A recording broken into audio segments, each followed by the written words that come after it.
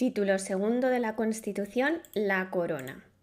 Vamos a ver el artículo 56, que dice que el rey es el jefe del Estado, símbolo de su unidad y permanencia, arbitra y modera el funcionamiento regular de las instituciones, asume la más alta representación del Estado español en las relaciones internacionales de España con otros países, especialmente con las naciones de su comunidad histórica, por ejemplo, los países iberoamericanos. Ejerce las funciones que le atribuyen expresamente la Constitución y las leyes y tiene el título de Rey de España y puede utilizar también otros títulos que le puedan corresponder. Tiene también un listado de títulos además del título de Rey. La persona del rey es inviolable y no está sujeta a responsabilidad. ¿Qué quiere decir esto de la inviolabilidad del rey, la irresponsabilidad? Pues la inviolabilidad hace referencia a que se protege la conducta del rey como persona y la irresponsabilidad protege sus actos como institución del Estado. En todo caso, el rey es irresponsable de sus actos porque nunca puede actuar solo y en su lugar van a responder quienes, mediante el refrendo que vamos a ver ahora, van a asumir esos actos. Así que no le podemos exigir ni responsabilidad criminal ni civil al rey. Insistimos en esto, sus actos estarán siempre refrendados en la forma que viene en el artículo 64, es decir, que siempre tendrá que ir acompañado por la firma de otra persona, que puede ser el presidente del gobierno, puede ser el presidente de Congreso, ministro, dependiendo de lo que se esté firmando. Y tanto es así que carece de validez ese acto sin dicho refrendo, así que si solo va firmado por el rey, carecería de validez, salvo lo dispuesto en el artículo 65.2, que es lo relativo al nombramiento de los miembros civiles y militares de su casa, y entiende la doctrina que esto es porque estos actos no tienen matices en principio de carácter político. Artículo 57. La corona de España es hereditaria en los sucesores de Su Majestad Don Juan Carlos I de Borbón, legítimo heredero de la dinastía histórica, que era el rey en el momento en el que se hizo la Constitución. La sucesión en el trono seguirá el orden regular de primogenitura, quiere decir que en principio el que primero nace hereda, pero ahora vamos a ver unas excepciones, y el principio de representación, que ahora lo explico, siendo preferida siempre la línea anterior a las posteriores, es decir, que hereda antes un hijo que un nieto. En la misma línea, el grado más próximo al más remoto, es decir, entre varios hijos, hereda el mayor de ellos, pero en el mismo grado hereda antes el varón a la mujer.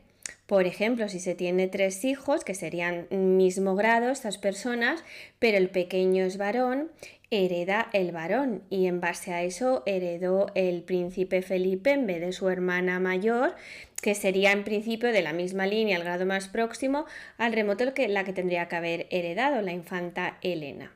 Y en el mismo sexo, la persona de más edad a la de menos, que sería el caso que tenemos actualmente con la princesa Leonor y con la infanta Sofía, son ambas del mismo sexo, pero hereda antes Leonor que Sofía.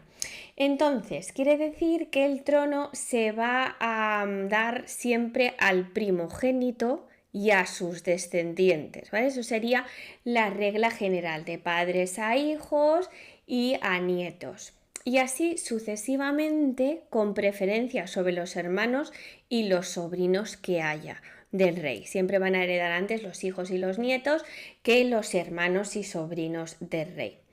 Que las mujeres solo tienen acceso al trono si no tienen hermanos varones. Y que la preferencia de línea con derecho a la representación, que es lo que decía ahí de primogenitura y representación, significa que los nietos anteceden en caso de fallecimiento a los padres, a los tíos y a los hermanos que pueda haber del rey difunto. Así que si tenemos nietos del rey que ha fallecido, van a heredar con preferencia a los tíos, a los hermanos o a los sobrinos que pueda haber. Continuamos con el artículo. El príncipe heredero desde su nacimiento o desde que se produzca el hecho que origine el llamamiento tendrá la dignidad de príncipe de Asturias y los demás títulos vinculados tradicionalmente al sucesor de la corona de España.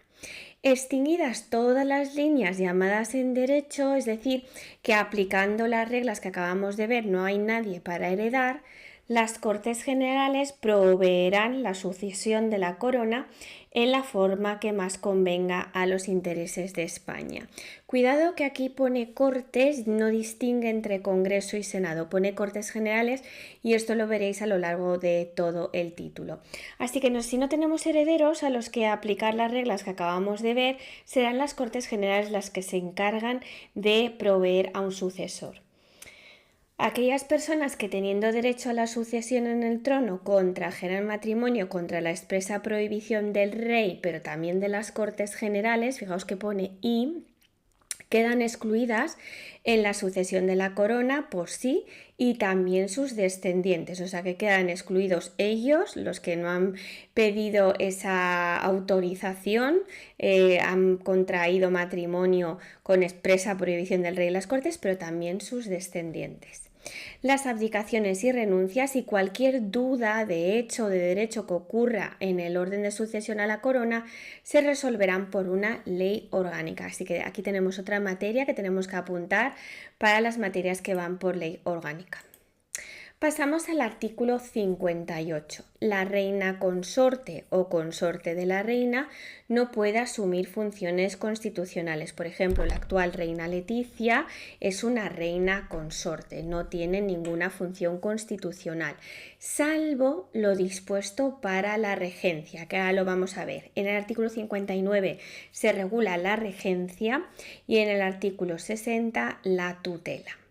Artículo 59. Cuando el rey fuera menor de edad, el padre o la madre del rey, y en su defecto, si no tenemos ni uno ni otro, el pariente mayor de edad más próximo a suceder en la corona, según el orden establecido en la Constitución, entrarán a ejercer inmediatamente la regencia, porque claro, el rey es rey, pero es menor de edad, entonces no tiene la capacidad completa para ejercer de rey. Y necesitamos un pariente, padre, madre o pariente de mayor edad, más próxima a suceder para que ejerza esa figura de la regencia.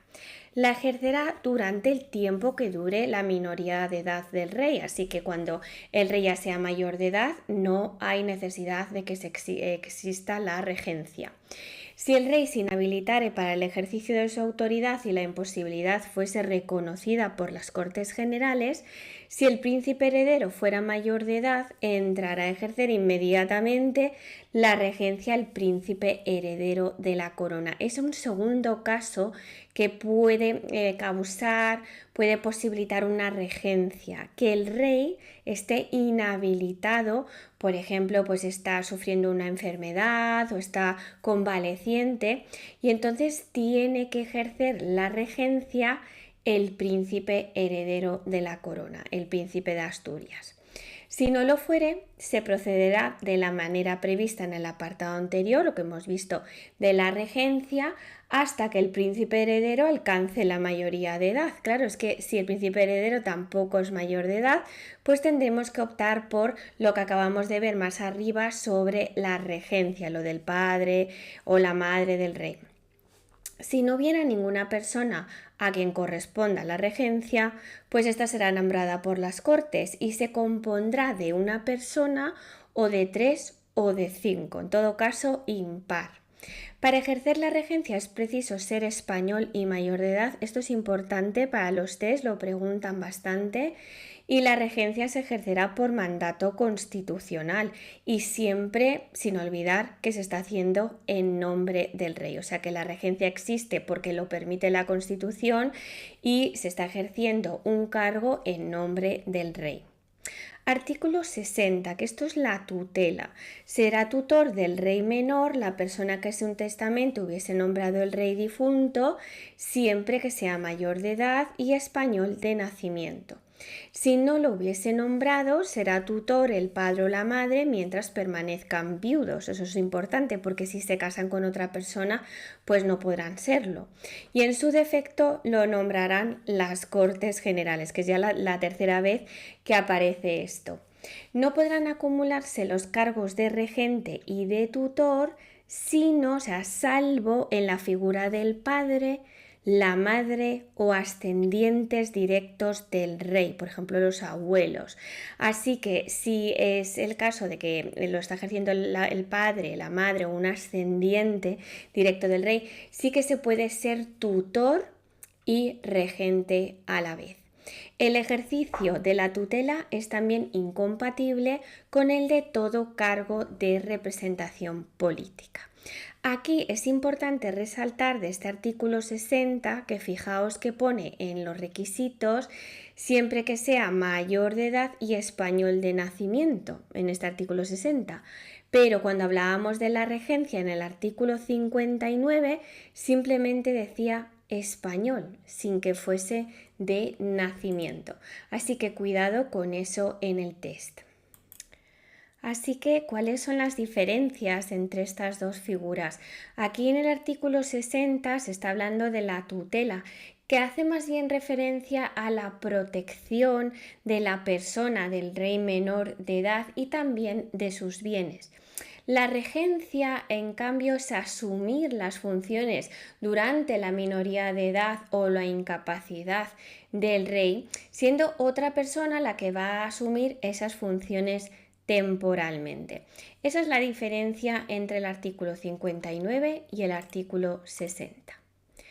Artículo 61. Al rey, al ser proclamado ante las Cortes, prestará juramento de que va a desempeñar fielmente sus funciones, guardar y hacer guardar la Constitución y las leyes y respetar los derechos de los ciudadanos y de las comunidades autónomas. El príncipe heredero, al alcanzar la mayoría de edad, y el regente o regentes, al hacerse cargo de sus funciones, prestan el mismo juramento que acabamos de ver arriba para el rey, además de jurar fidelidad al rey también, ¿vale? Entonces, en estos casos, príncipe heredero, regente, añadimos eso que está subrayado. Artículo 62. Funciones del rey. Corresponde al rey sancionar y promulgar las leyes, es decir, darle esa validez formal y ordenar que se hagan públicas, convocar y disolver las Cortes y convocar elecciones en los términos previstos en la Constitución, convocar a referéndum en los casos previstos en la Constitución, proponer el candidato a presidente de gobierno y en su caso nombrarlo, o sea que propone el candidato pero luego hay que pasar por toda la tramitación en el Congreso y si resulta elegido ya sería nombrarlo, así como poner fin a sus funciones en los términos previstos en la Constitución. Nombrar y separar, que separar sería despedir del cargo a los miembros del gobierno a propuesta de su presidente. Los miembros del gobierno ya sabemos que son los vicepresidentes, vicepresidentes y los ministros, además del presidente del gobierno. Expedir los decretos que se acuerden en el Consejo de Ministros, conferir los empleos civiles y militares y conceder honores y distinciones con arreglo a las leyes. Corresponde también ser informado de los asuntos que ocurren en el Estado y presidir a estos efectos las sesiones del Consejo de Ministros, cuando lo estime oportuno, pero ojo, a petición del presidente del gobierno. Cuidado que no pone solo gobierno, pone presidente del gobierno y pone a petición del presidente del gobierno. O sea que el presidente del gobierno lo pedirá y si lo estima oportuno, pues podrá estar presente en las sesiones del Consejo de Ministros presidiéndolas precisamente. El mando supremo de las Fuerzas Armadas, ejercer el derecho de gracia con arreglo a la ley, que no podrá autorizar indultos generales. Esto del derecho de gracia sería a lo que llamamos el indulto, que es la posibilidad de que el rey perdone total o parcialmente determinados delitos que se hayan cometido, responsabilidades penales. En ningún caso pueden ser indultos generales, o sea, indultos a una colectividad de personas. Y luego también ejerce el alto patronazgo de las Reales Academias, de las Reales Academias de las Letras, por ejemplo, de las Artes. Artículo 63. El rey acredita a los embajadores y otros representantes diplomáticos. Los representantes extranjeros en España también están acreditados para actuar ante el rey. Al rey corresponde manifestar el consentimiento del Estado para obligarse internacionalmente por medio de tratados de conformidad con la Constitución y en las leyes. Esto se ve en el título tercero con mucho más detalle, qué órgano tiene que realmente autorizarlo. Es verdad que el consentimiento formal, una vez que ya se ha decidido por el tipo de tratado, pues a través del órgano correcto, da su consentimiento el rey. Al rey le corresponde también declarar la guerra y hacer la paz, previa autorización, ojo, de las Cortes Generales, con lo cual necesita esa autorización previa para poder declarar la guerra y hacer la paz. Artículo 64, que es el artículo del refrendo, que ya estábamos hablando del refrendo cuando hemos estado hablando del tema de la irresponsabilidad del rey. Los actos del rey serán refrendados por el presidente del gobierno y, en su caso, por los ministros competentes, dependiendo de lo que se esté firmando. La propuesta y el nombramiento del presidente del gobierno y la disolución prevista en el artículo 99 serán refrendados por el presidente del Congreso. El artículo 99 en concreto está haciendo referencia al proceso de investidura de un presidente de gobierno, que sigue la tramitación de ese artículo. Pero si pasan 2 meses a partir de la primera votación de investidura que se ha intentado y ningún candidato hubiese obtenido la confianza del Congreso, el rey tiene que disolver ambas cámaras y convocar nuevas elecciones, en este caso, como dice aquí también el artículo, con el refrendo del presidente del gobierno. Así que, como ya adelantábamos antes, el refrendo puede ser del presidente del gobierno, de los ministros competentes, según su cartera, la materia que lleven, o si no, en este caso, se refrenda por el presidente del Congreso. De los actos del rey serán responsables las personas que lo refrenden. De los actos del rey no es responsable el propio rey, porque si no van refrendados no son válidos, así que no será responsable el rey. Artículo 65. El rey recibe de los presupuestos del Estado una cantidad global para el sostenimiento de su familia y su casa, o sea, su familia y también sus oficinas. Distribuirá libremente esta cantidad. El rey nombra y releva libremente a lo que son los miembros civiles y militares que trabajan en su casa.